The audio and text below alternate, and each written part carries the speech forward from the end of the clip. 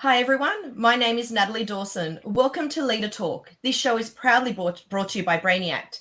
Each week we are meeting with incredible leaders from around the world to discuss all things leadership and business insights.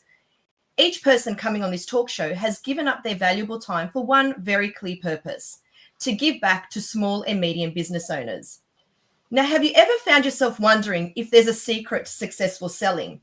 Well, you're not alone. Today, my guest co-host, Roger Jowett, former Motion Asia Pacific CEO and current Brainiac Mascot franchise partner, and I are fortunate to chat to our guest speaker, Justin Roff-Marsh. Justin is a renowned author, thought leader, and founder of Ballistix, a sales management and marketing consultancy. Ballistix specialises in sales process engineering, a radical approach to the resourcing and management of the sales process.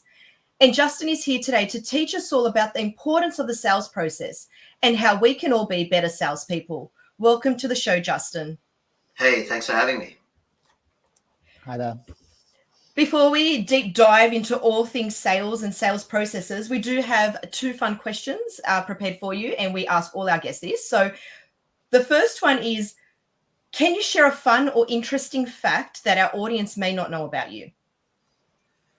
Well, I get asked this occasionally, and the obvious one for me to share is that when I left school, rather than studying electrical engineering, which was my obvious path, I actually joined the ballet. Well, I took up classical ballet instead, which is something that I'd done through school. So from the age of 12 to the age of 22 or something, I was actually a ballet dancer. Wow. That's something that a lot of folks don't know.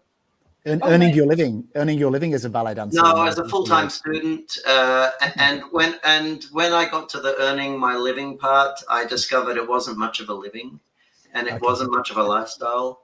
So, and by then I'd been working a lot. I was even running my own little business to pay my way through college. So by then I had a taste for capitalism, and I just couldn't process the idea of living a dancer's lifestyle for the rest of my life. It wasn't an appealing thought. Wear your body out and starve to death. Do you still dance now? Do you still do ballet now? I did. When I turned 50, I took it back up again for 3 or 4 years, but then I snapped an Achilles tendon, so I'm not allowed to do it anymore. I play tennis every day. Tennis is fine, but ballet and gymnastics are no-go zones. What a brilliant answer. Very interesting fact. I'm glad we asked that one. And if you had the ability to time travel and spend a day in any historical period, or past or future, where and when would it be and why?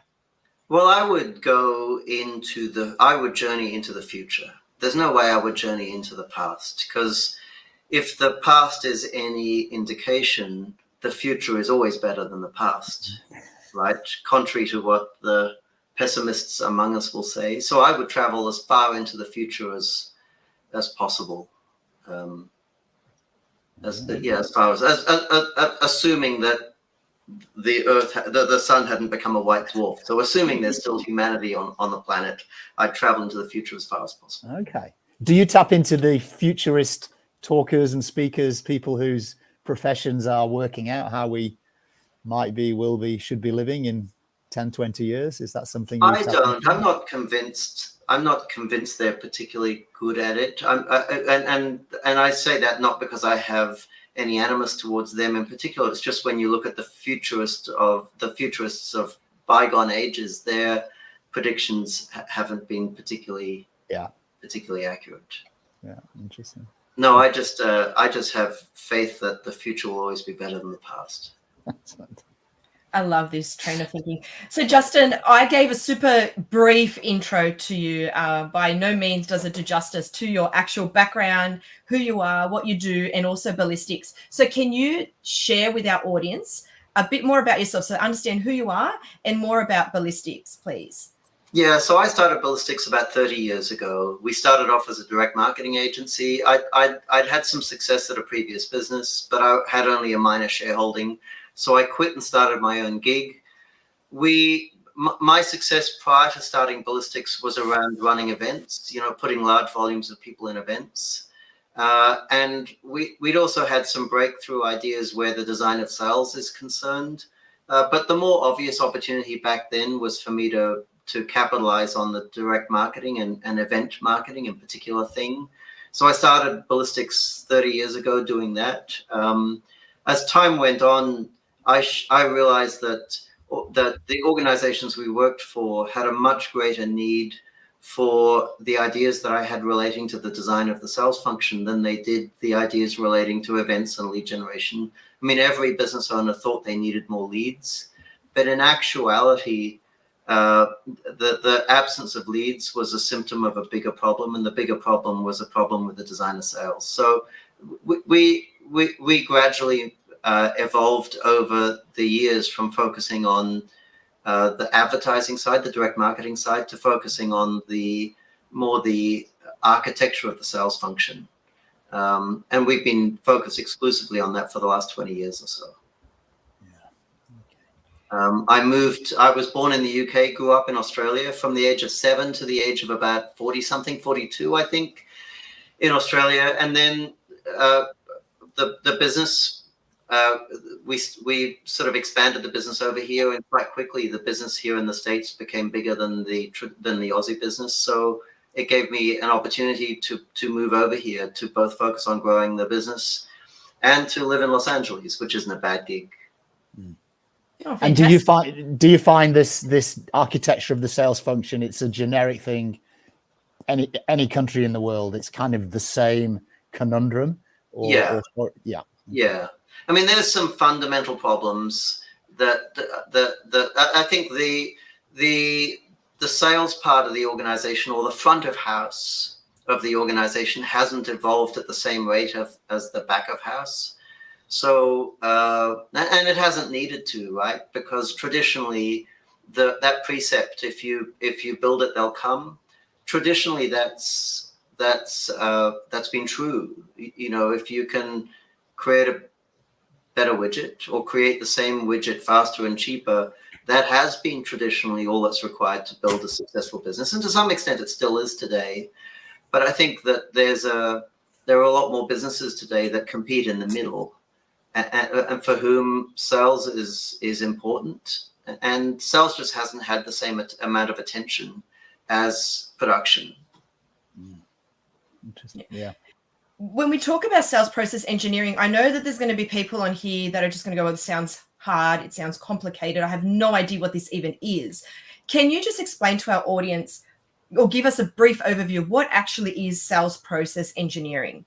Yeah. So what we do is we address a basic problem that afflicts almost every business, regardless of size, and that is that the sales team or the sales people in a traditional business are busy not selling. So if you use the word sales deliberately to mean the pursuit of new business, new accounts, and new categories of business from existing accounts, and I would encourage all of your listeners to be very deliberate when it comes to the usage of that word sales, because it's kind of important to your business. So you should really be deliberate. If you use that word to mean the pursuit of new business exclusively, then most salespeople do very little of it. That's kind of the fundamental problem that businesses, large and small, in whatever country, in whatever industry, they all have. Salespeople are too busy not selling. This isn't a motivation problem. It's not a training problem. It's not a management problem. It's a design problem. Most organizations are designed in such a way that if they achieve some level of success, salespeople becoming too busy to sell is kind of an inevitable conclusion. So the reason we talk about sales process engineering rather than just sales is because to fix this problem, you can't put your salespeople in a room and give them a pep talk or buy them a new CRM or tamper with the comp plan. What you actually have to do is to re-architect at least half of the organization, the customer-facing half, what we call the front of house. Okay. Yeah. And what about, you obviously work with large organizations. What can small business owners learn from these large organizations regarding the sales process? Is there anything that Well, You the can share lessons with are us. exactly the same. The lesson's exactly the same. I mean, small to mid-sized businesses have exactly the same problem that larger businesses have. But for small to medium businesses, the problem is actually a bigger problem. The symptoms are far greater. If you're a large business, you have a lot of momentum, you have a lot of slack in the system, you can endure the symptoms that I'm talking about here with indefinitely. But these problems, which are an annoyance many times for large organizations, are critical for small organizations. The problems that I'm talking about solving prevent organizations from growing, prevent small organizations from growing into large organizations.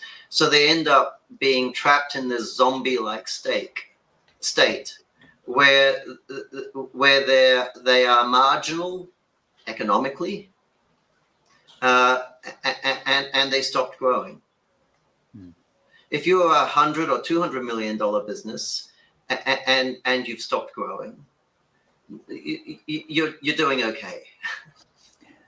You're doing just fine. But if you're $1 million business or a $5 million business and you've stopped growing, then you're probably not. If you're a $1 million business and you're not a professional services firm and you've stopped growing, it's unlikely anyone in the business is making any money. I mean, the employees are, but it's unlikely that the shareholders are. So, Justin, have you seen the small business where it's founder-led sales? There's a critical milestone where they invest in sales professionals and reorganize.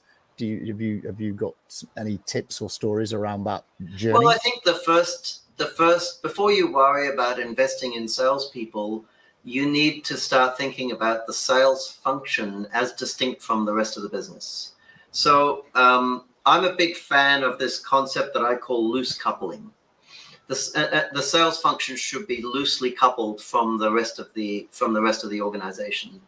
And to explain what that means, think about a bicycle, a modern bicycle with a freewheeling gear set. If you're on a slight incline, so that the rolling resistance of the bike is offset and gravity is offset by the incline, then you can pedal a little bit and then you can stop pedaling and the bicycle will just coast along indefinitely.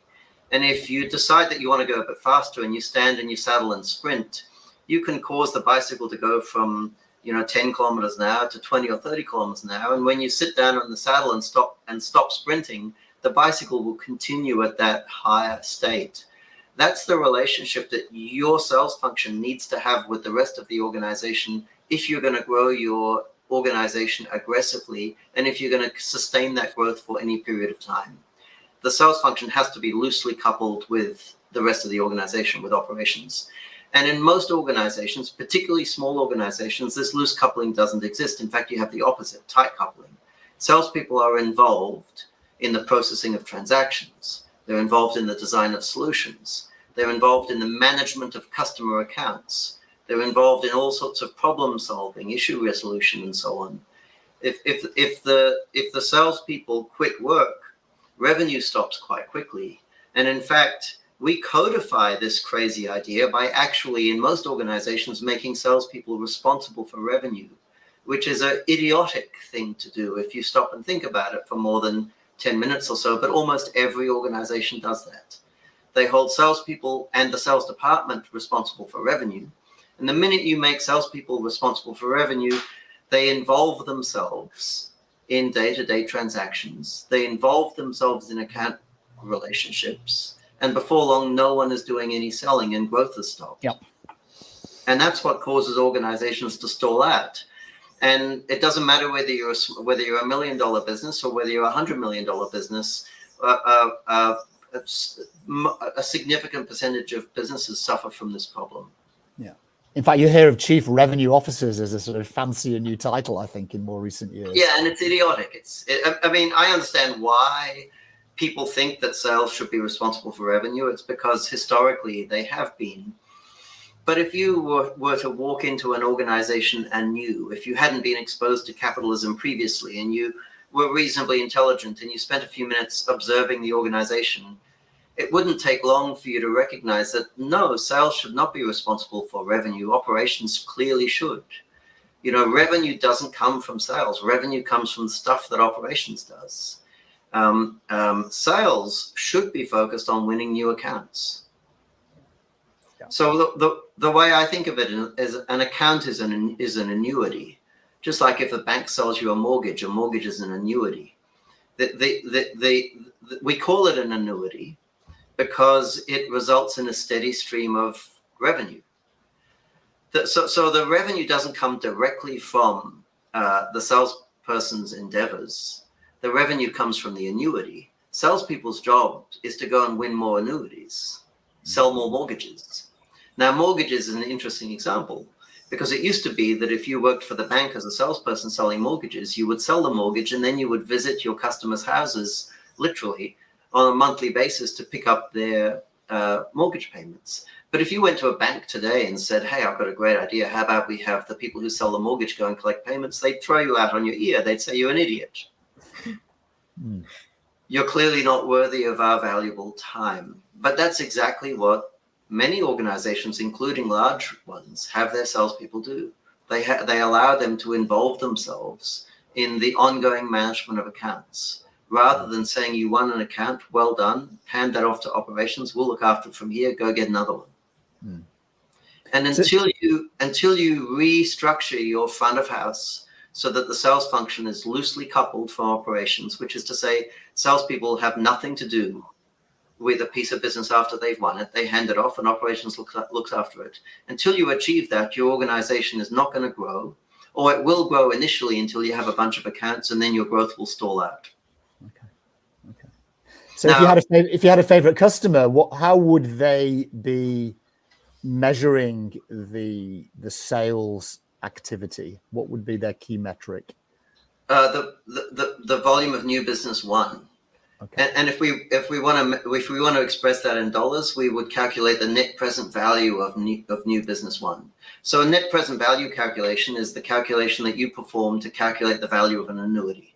Mm-hmm. So if you win the lottery and you have a choice to take it as a lump sum or to take it as an annuity, if you take it as an annuity, you get that the government will send you a check for $30,000 a month, let's say, and that annuity has a value. The net present value calculation is how you calculate its value.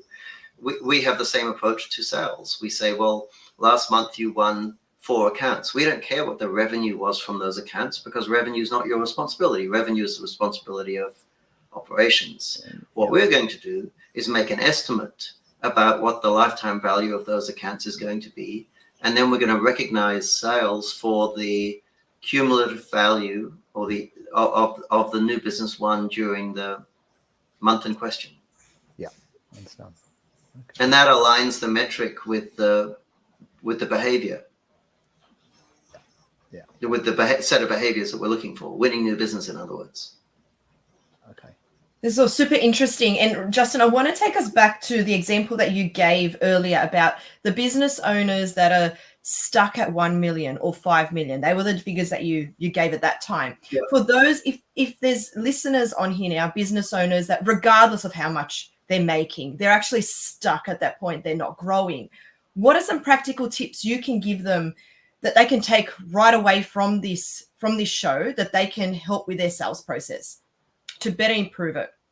Well, as soon as you get above a few $100,000 in revenue, you have to, if you want to continue growing, like if you're self-employed and you're earning a couple of $100,000 a year and you're essentially a consultant, then that's fine. I you're probably happy and I don't have a beef with that. But if you want to add employees and take on overhead, and you're not a self-employed consultant, you're probably not making any money at $1 million in revenue. You probably need to get to, if you're a professional services firm, like an accounting firm, if you're selling services or web development or something like that, you probably need to get to $3 or $4 million in revenue before you're making any money. If you're a manufacturer or a distributor earning a markup on other people's stuff, you probably need to get to $5 to $10 million a year before you're actually making any money. Enough money to justify the opportunity cost of the years you've gone without, right? And the risk associated with operating a business. So it's very important that the business is structured in such a way that it can grow, in such a way that you don't get stuck at that 1 million point or at some intermediate objective where it makes sense to open a bottle of champagne, but you can't afford the good stuff, right? So the advice is the advice is the advice I've already given, and that is make sure that your sales function is loosely coupled from operations. Now, what does that mean if you're a small business? When I talk about sales function, it sounds like I'm recommending you go out and employ 20 people.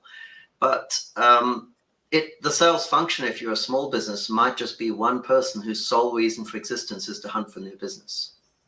So I would say your initial objective, if you're growing a business and you want it to continue scaling, is to have one person whose sole reason for existence is to hunt for new business, and who is not allowed to get it to involve themselves in anything that occurs within the business other than the pursuit of new business.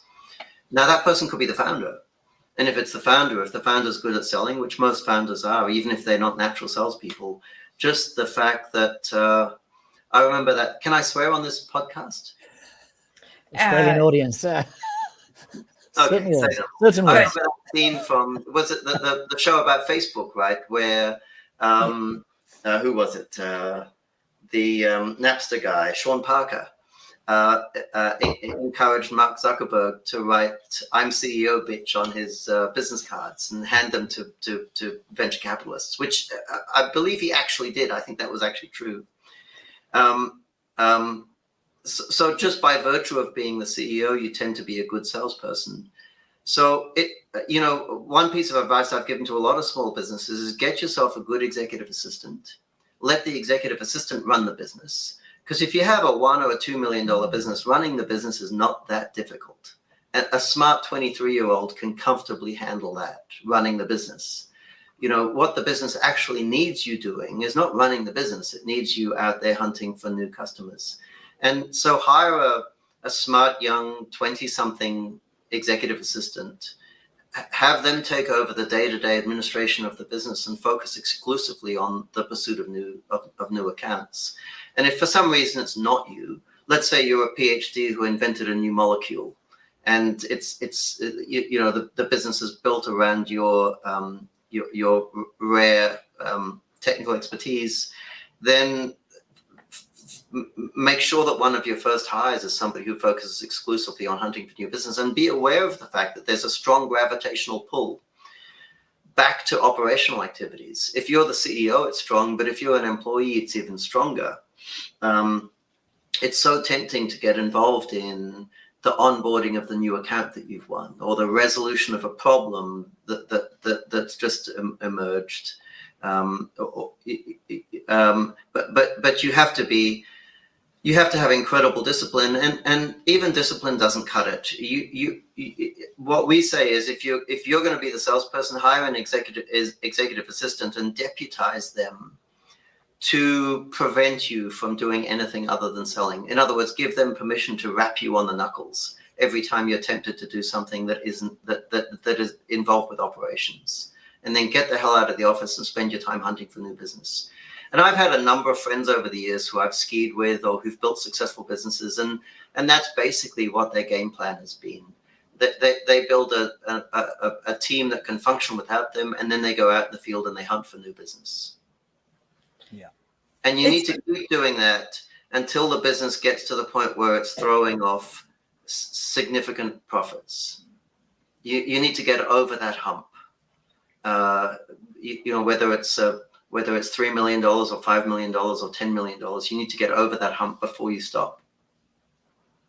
Yeah. And then when you hand it off to someone else, you need to make sure that they maintain that they operate in such a way that enables you to maintain that same loose coupling between sales and operations. Sorry, Natalie. No, I love this notion of loose coupling and tight coupling. I haven't heard about it when we spoke about, in the sales world, but it really brings to life those, the founder of a small business that is tight coupling. They're on the tools, but they're the salesperson. Like, you can see where the problem becomes a problem if they're working 5 to 6 days out there on the tools, as opposed to delegating that. If they're the salesperson in the team, right? And they're on the tools instead of going out there and winning those jobs and getting work.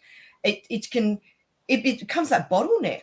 Yeah, I mean, when I started my business as a direct marketing agency, in the beginning, you don't have any choice, because in the beginning it was just me, right? So I was,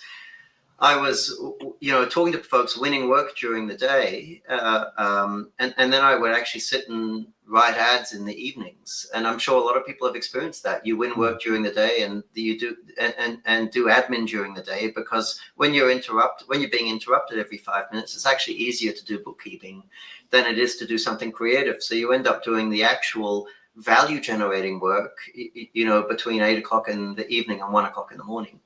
And that's necessary if you're the only employee. But you want to make sure that as you start to add team members, you're extricating yourself from that so that you can focus on hunting for new business.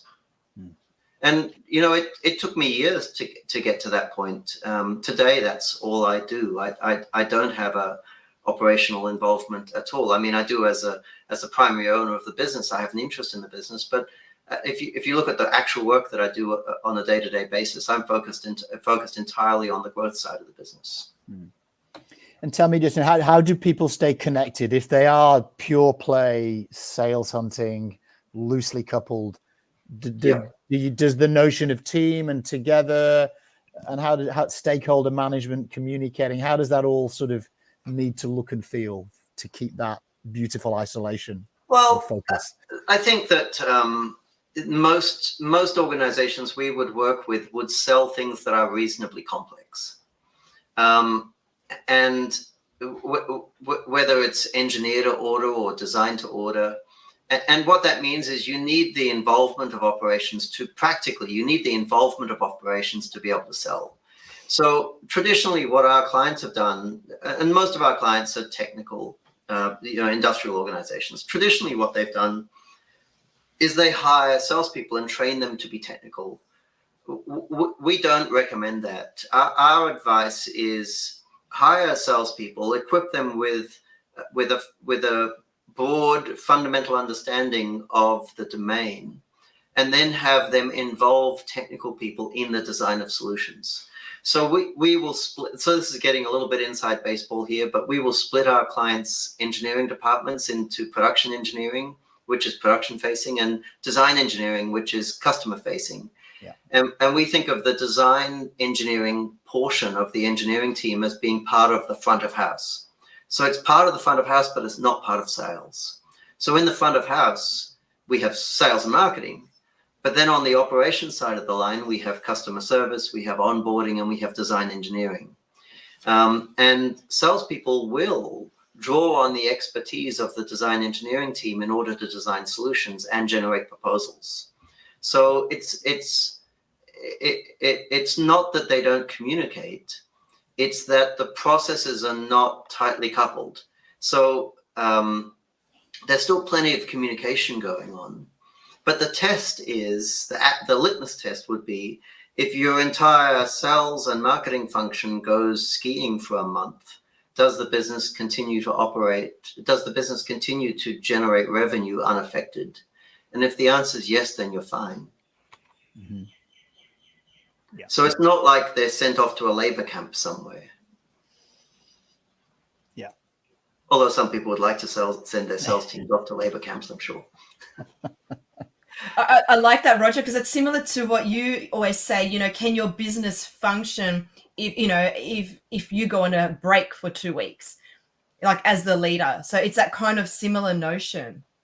Well, the value of momentum and there being a playbook or a game plan, as Justin outlines, and the business knows what to do when the leader's having time out, and the business knows to follow up on a quote when the salesperson's on vacation, etc. Yeah, I think that C-suite executives should also be loosely coupled with operations for exactly the same reason, because all of the C-suite executives should be focused on growth. Not which is not to say they're out there hunting for new business, But of course, growth requires more than the activity of hunting for new business. It requires that the organization stays relevant, the products stay meaningfully differentiated, and the research and development and innovation is occurring at the necessary pace. And I think the C-level executives should be concerned with those, you could call them, I guess, precursors for growth. And consequently, they too should be loosely coupled. I think a common problem we see in small businesses is that they promote individual contributors into management roles without specifying the type of management role. And you end up, we see this all the time with small to medium businesses, you end up with these people who adopt these kind of middle management roles.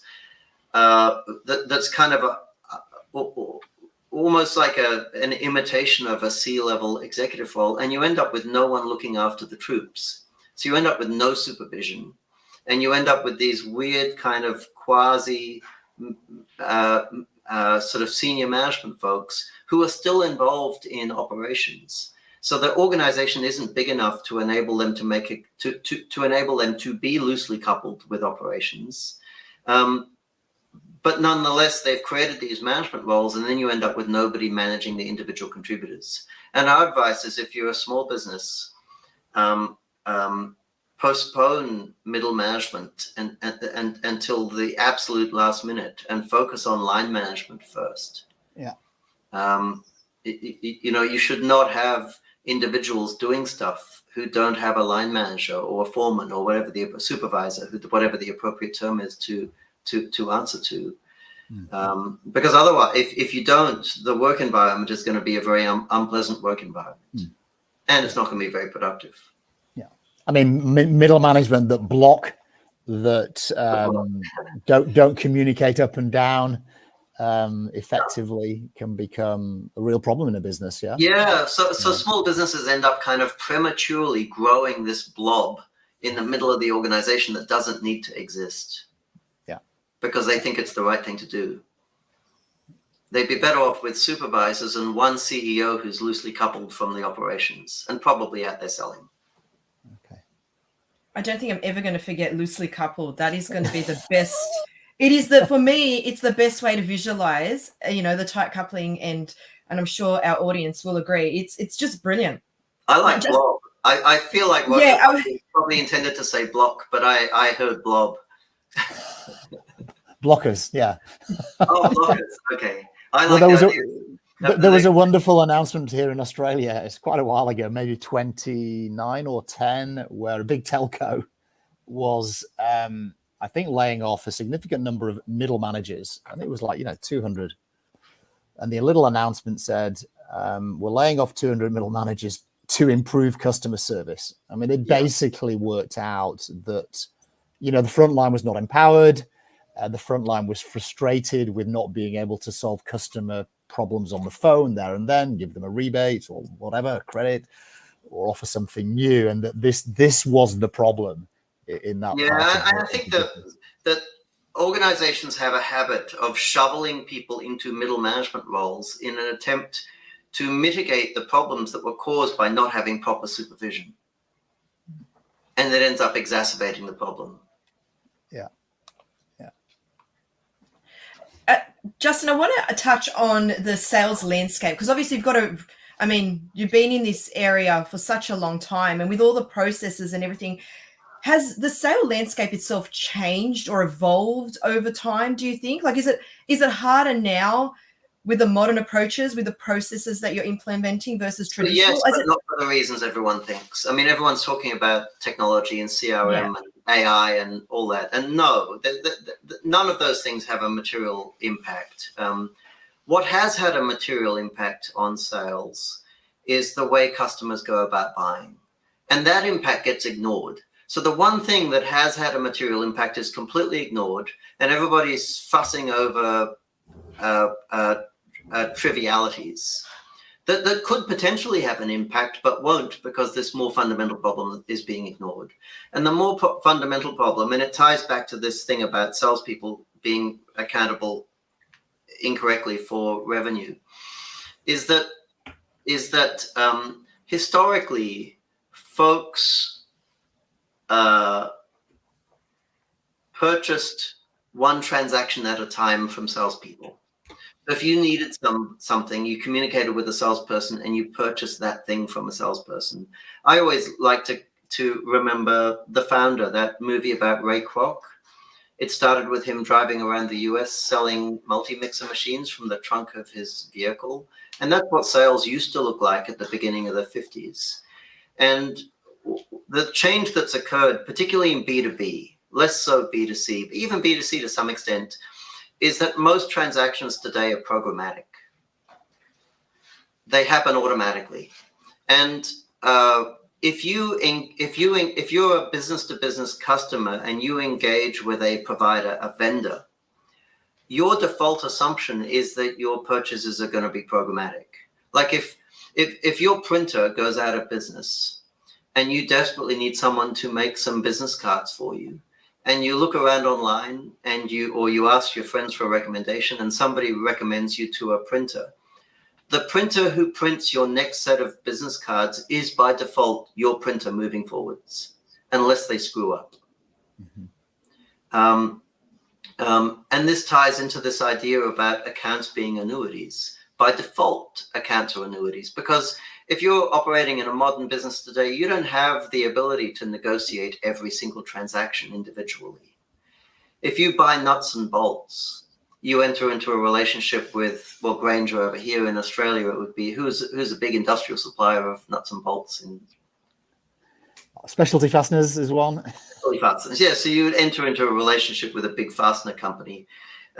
If you have an office and you need toilet paper, you're not going to discreetly negotiate purchase of toilet paper. You probably enter into a relationship with Staples, and Staples provides you all of your office, general office requirements.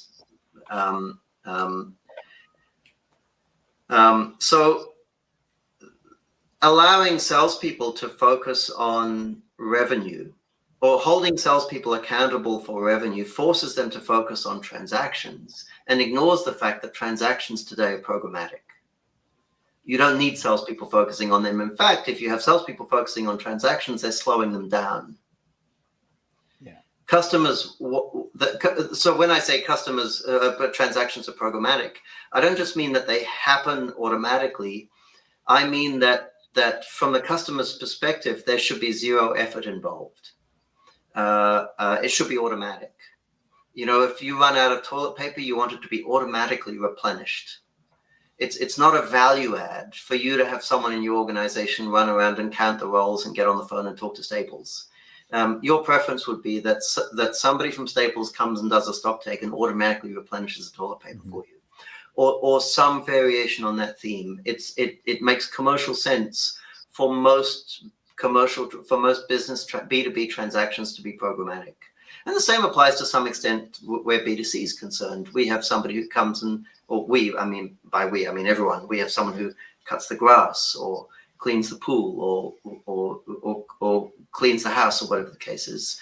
And we want those purchases to be programmatic. We don't want to have to negotiate with a person who cleans our pool each time the pool needs cleaning. And I think that if transactions are programmatic, what we should be doing is focusing salespeople on establishing those relationships, not managing those relationships. Yeah. And so this handover from me winning a new account with that annuity potential, there's a critical handover to my internal colleague in operations who's going to take care of you and make sure everything takes place. Are there some things to understand around that, winning the account and onboarding it? So in a lot of cases, the onboarding of a new account is a project. Mm-hmm. And organizations fail to recognize that it's a project. And the significance of it being a project is that you can't expect customer service to be responsible for it, because customer service is a task-based environment. It's a whack-a-mole type modus operandi. Somebody emails you an order and you process it. Somebody rings you with a complaint, you resolve it. Somebody asks you a question, you answer it. But if you win a new account, it could be days, weeks, even months worth of work that's required to onboard that account and to set up a commercial trading relationship. You might actually need system integration done if you have EDI in place, for example, if you're receiving orders automatically. So yeah, the salesperson ideally should hand off to an onboarding team, or if you're not big enough to have an onboarding team, a person who is responsible for onboarding that account. And the customer should understand, okay, we have a 3-week onboarding process. What a lot of our clients will say, or at least this is our advice, most of them will do it, is they will actually have the salesperson negotiate a slot in the onboarding team. So they'll say, hey, if we can sign the order by such and such a date, we can squeeze you into the January slot. Yeah. But if we don't receive the order by this date, we're going to be talking about a February onboarding. Yeah. And that creates a sense of urgency. And it also makes you sound so much more professional, because it telegraphs that you're taking the relationship much more seriously than if the salesperson was going to muddle through, which is what happens in most organizations. So yeah, the salesperson should hand off to an onboarding person who could just be a coordinator. Think of it as a low-level project management role.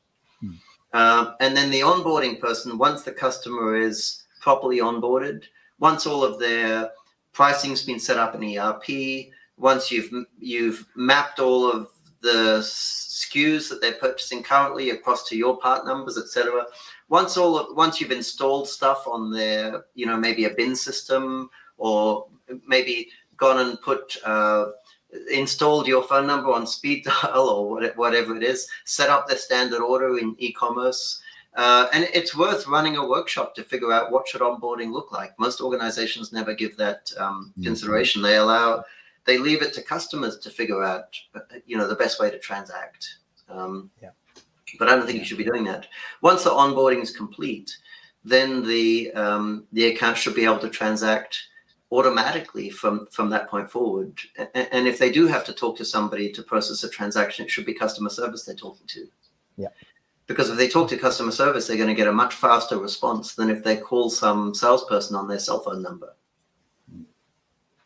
And just the notion of annuity, naturally, we have a lot of small customers who may be a plumber and they're doing maintenance, could be 2 visits a year, $300, $400 a pop. It's $800 a year customer. This notion of them being a lifetime customer and staying with you for 10, 12 years. Do you work on, just monetizing this and how? Well, you have to be careful. You need to be sure you know who your customer is. So if you're a plumber, the question is, how frequently do your customers use you? If they use you once every 3 years, they're not your customers. The customers who is whoever's referring you business. So it might be the person, the building inspector who does inspections. Yeah. You might actually be better off viewing that person as your customer, because if somebody purchases once every 3 years, they're not a customer. And by the time they need to make another purchase, they've probably forgotten about you. You'd be better off focusing on the person who's referring the business. I forgot the first part of the question. Well, it was putting this lifetime value on a customer where you could be earning several $100s a year, repeat visits. Yes. And so you're trying to hang on to them for 10 years. Yeah. My first piece of advice is figure out who the customer is. The second piece of advice is try and turn your service into a subscription as much as you can. So landscaping, you see this. If you do a landscaping project, but then the landscaper will continue to provide lawn care services thereafter. If I had a landscaping business, what I would probably do is capitalize up the cost of landscaping work into the lawn care. In other words, I would say, look, well, I'll do some of your landscaping work at no charge, provided you sign a contract to give me the lawn care for the next 5 years. Okay. Because the value is in the annuity, not the upfront, not the one-off spend. Well, not the one-off job. Yeah. Yeah. So I always push our clients to push businesses as fast as they can towards subscription. Yeah. And we do that ourselves. People say, how expensive is Ballistix? We say 10 to 20K a month. depending on the size of the organization, that's what you spend with us. And they say, well, what do we get for that? And the answer is whatever you need. We have a big tech team. We have a big creative team. We have a team of consultants who roll up their sleeves and build stuff. And if you pay us that monthly fee, whatever it is that you need, we're there. We have plenty of capacity. We're going to work with you side by side as long as you need us. Ad agencies do this. But I think there are a lot of businesses, recruiting firms should be doing this. If they and you're backing yourself to work with that company for year after year after year. Yeah, sell them a subscription like an insurance policy. You know, a flat monthly fee for recruiting. Look at the business, figure out the average churn, and charge them a flat monthly fee for all the humans they need in order to keep that business productive. Base it on a per capita or whatever the case is. So you pay us, you know, $10 per month per team member. We're working with a number of both technology providers and also traditional photocopier companies who are very keen to move to this model. A flat per employee monthly fee covers everything. That's kind of embracing this idea that whether you like it or not, commercial transactions have become programmatic. That's interesting. Consumer behaviors as well. Sorry, Natalie. You know, we're all signed up for multiple things in our private lives, aren't we? Yeah, and you see examples of this in the private life, right? Yeah. People pay for cars like this with the lease plans, cell phone service you pay for like this. Yeah. I was just thinking, Roger, there could be a potential, a plumber on a subscription. Like, can you imagine? I was just thinking your business models, Justin, after you said subscription based, just having a plumber that can check check everything in your house on a monthly basis. You know, thinking of it as that way rather than just a one-off job. Well, an emergency response to be monthly, like a once a quarter. And roofing is another one, right? Particularly in areas that have poor climates. Like if you live in Florida, where there are hurricanes regularly, it would make sense to pay a subscription for roofing. Even the house I live in here was built in 1956. Plumbing is something we regularly spend money on. And we spent $16,000 just recently on having some plumbing done in the front of the house. That would have been a perfect time for the plumber to say to us, look, why don't we charge you $400 a month for and if you packaged it together with some other home services, perhaps it would make even more sense. Lots of business ideas. Yeah. So the buyers' purchasing behaviors are changing as technology and our consumer habits change, and businesses need to tap into that. It's getting off the subject of sales, but it's actually very beneficial not just from the customer's perspective, because they eliminate variability, they eliminate risk, uncertainty, but it's also beneficial from the business's perspective because it gives you the ability to move around demand. So go back to the Florida example with the roofs and the hurricanes. If you wait until everyone gets their roofs ripped off because of a hurricane, you don't have the capacity to go and do all the roofing. So what happens is roofers fly into Florida from all over the US and charge insane prices to capitalize on the fact that everyone's roof is missing. But if you have a whole bunch of clients who are paying you a monthly retainer, you get to actually move the demand around. So you go and do preemptive work that means that your customers' roofs don't fly off. So you actually have your roofers gainfully employed outside of storm season, as opposed to all your competitors whose roofers are sitting on their thumbs waiting for the storm to come. Yeah, it's actually a much better business model. And actually, in Australia, there's a business that we work with them on a few occasions called Programmed. They used to be called Program Maintenance Services, but they're called Program now. They're publicly listed, and this was their business model. They started off selling painting as a service. So if you're Westfields or a casino and you have a whole bunch of buildings, you pay them a flat monthly fee to keep your buildings looking pretty. And not only do they have Australia's biggest painting crew, but they also, I believe, have one of Australia's biggest cleaning crews, because it turns out you don't always have to paint a building to keep it looking pretty. You can power wash it also. So they get to employ a whole bunch of plumbers, a whole bunch of painters and cleaners, put them on salary, and move the demand around so that they have a constant load on operations, it makes for an extraordinarily profitable business. Yeah. But anyway, that's got nothing to do with sales, but it's a pet. It's a hobby horse of mine. Well, but you know what? It's the research and development side of what is the value proposition and where can you stand out and be differentiated. Well, yeah, and if you have a value proposition like that, you're making the job of sales so much easier because now you have a compelling proposition. You go and you talk to people. And of course, the best time to talk to people is after their roof's blown off, because you can give them two proposals. You can say, look, it's $18,000 to fix your roof. Oh, it's actually $36,000 because everyone's charging double right now. Or it's $400. It's $400 a month, in which case we fix your roof free today in exchange for you signing a contract that you'll continue on the program for at least 5 years. Yeah. With a payout if you sell the house beforehand. Yeah, I like that option. That sounds more enticing. Yeah, I mean, if you're a homeowner, why wouldn't you take that deal, right? Yeah. And think what it does to the economic value of your business. If you have all of these homeowners paying you $400 a month. Yeah. And they may only call you once a year. You don't know, right? Yeah. For the same revenue, your business is probably worth 2 or 3 times more to an acquirer. Yeah, I love it. Justin, tell us about your book. We can see it there to the right of you on the screen. The Machine: A Radical Approach to the Design of the Sales Function. Firstly, what enticed you to write it, and what can readers expect from it? So our audience, they want to learn more about you and learn more about your sales processes. Is this what they can expect in the book? Yeah. I mean, they can expect to learn more about loose coupling and the reason for it. There's a lot of controversial stuff in there. We advocate taking salespeople off commission, paying them good salaries, not commissions. There's a lot. It slays a lot of sacred cows. We talk about how qualification is a value-destroying activity, not a value-adding activity, like most sales managers think. It's sacred cow after sacred cow.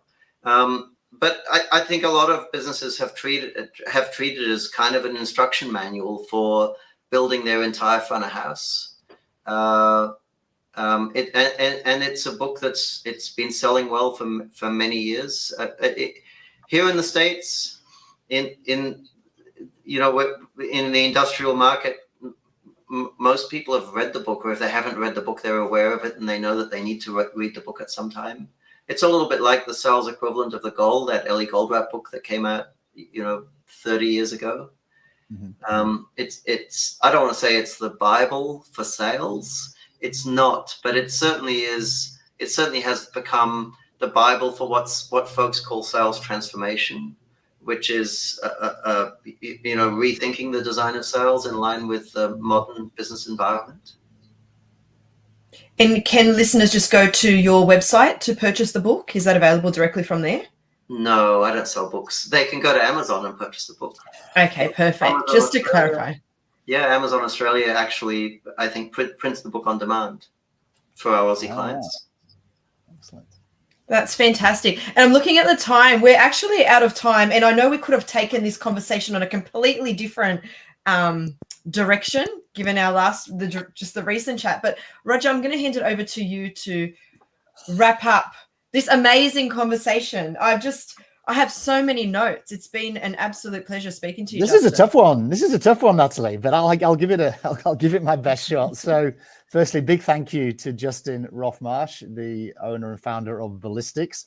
I've had a fascinating hour talking with you, Justin. Originally from the UK, spent time in Australia, and more recently been developing his fantastic business in North America, but still serving global customers. And really, Justin's, this journey of being, ballet dancer, founder of business, and learning over time the real need to focus on how sales functions within an organization and turn that into a very strong business model. Some really good phrases have come out, Natalie, and I've been scribbling away. Things like efficiency isn't expensive. It's exactly the opposite. Yeah. So, working out ways to improve and perfect processes that You're cheating, Roger. That was from our pre pop. Oh, really? Well, I told you this was tough. And the way that some organizations, they have these vanity metrics, they're not actually measuring the most important things in a business. We've talked about sales being over dramatized, it obscures the problem. And really, if you don't have a meaningfully differentiated product, then you'll struggle in business potentially. So focus on that core part of the business in order to deliver growth. And every business needs organic growth. I mean, Justin's very passionate about that. We can run off and buy other businesses to scale up, but if you don't have an offering that is desired and there's demand for in the marketplace, it can get pretty tough. You have really good faith in the future, we understood, and that's a nice way, I think, to pitch yourself. You're not looking backwards, you're looking forwards.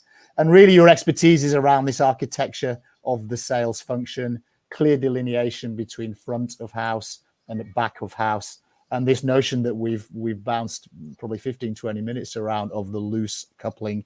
We have to let the salespeople focus on winning new accounts. Do not let them be dragged and sucked into the transactional or the the administrative side of the equation. So sales process engineering, working out how to decouple and then loosely couple is really what organizations need to spend a bit of time on. No real difference between large organizations and small organizations, other than the fact that it's more acute for small organizations. Large organizations have stronger balance sheets. Smaller organizations probably not quite pumping out big profits. And so they really need to focus on this aspect of how to grow the business. The notion of measuring salespeople on revenue is, to quote Justin, idiotic. So some strong language coming out here, really to make us zoom in on this. I get better than I can do better than that. Give me some time. But don't get stuck on this issue. Really work out a way to smash through and find this loose coupling, even if it's just one person in your organization and their sole purpose is to focus on bringing in new accounts. And Justin talked about, if that's you, the founder, get an executive assistant, let them run the business, empower people on the operational and transactional side of the business. Some good phrases, Natalie: beware of the gravitational pull. It's very easy to get sucked back in from that pure play sales activity into the running of the business. So you have to constantly ensure that you're protecting that hunting resource in the business. And, if you are doing the sales yourself, get over this hump before you then hand over that sales activity to maybe a sales exec that you recruit. This trap of promoting individuals. We've talked about the middle management being sometimes a problem in a business, the blob, as it were. So keep as lean and as mean as you can for as long as possible. I think in any business, invest in supervisors. So I mean, supervisor. Everyone wants to tell their mother they're a manager. I think there's nothing wrong with saying you're a world-class supervisor. So, leading a small team. Yeah, supervisors and this accelerant, and they're an accelerant. They're like yeah. And then there is a material impact in the back of the car. Love it. This notion of moving from transactional sales into programmatic sales, very important to understand. We won't repeat about the value of annuity sales, but the way people are purchasing services and products is changing, be it the toilet rolls, be it the services around mowing your lawn, etc. Good conversation, I thought, around the onboarding, how critical it is when you've won a new account to treat the onboarding of that new account as a project. 3 weeks was the example that Justin spoke about, but getting it right and making sure that newly won customer has a great experience in the first few weeks and months is absolutely critical for the annuity revenue to stick. So put a lot of time and effort into that onboarding and make sure the salespeople use that slot as a sales tool to create urgency. So yeah, wonderful conversation, Justin. I hope I've given you justice there with my summary. But you did a great job. I'm a book impressed. there for us to tap into. We can order it on Amazon, the machine. Natalie, I'm sure you'll share that with all the people who've been listening or watching today. And it sounds like it's a must read for everybody. And we have a documentary going up on YouTube early next year. So folks should log on to YouTube.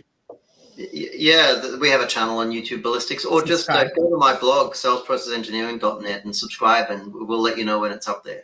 Wonderful. So what was the website to go to? salesprocessengineering.net. Just salesprocessengineering.net, and we can subscribe from there. Just subscribe, and you'll get occasional articles and so on. But we'll also let you know when that documentary goes up. There's a photo. The other photo behind me is from the making of that. Are you starring in the documentary, Justin? I am. Yeah. Right. Oh, that's a good experience. I'm like Carl Sagan for sales. Oh, exciting times, exciting times. Look, thank you everyone for tuning in. It's been an absolute pleasure speaking to you, Justin, and thank you for all the amazing advice, tips, secret recipes, and everything you've shared with us. You're welcome. Thank you. For more information on Leader Talk and for some great resources to help your business grow, check out brainiac.com.au. Bye, everyone. Bye. Thank you. Ciao.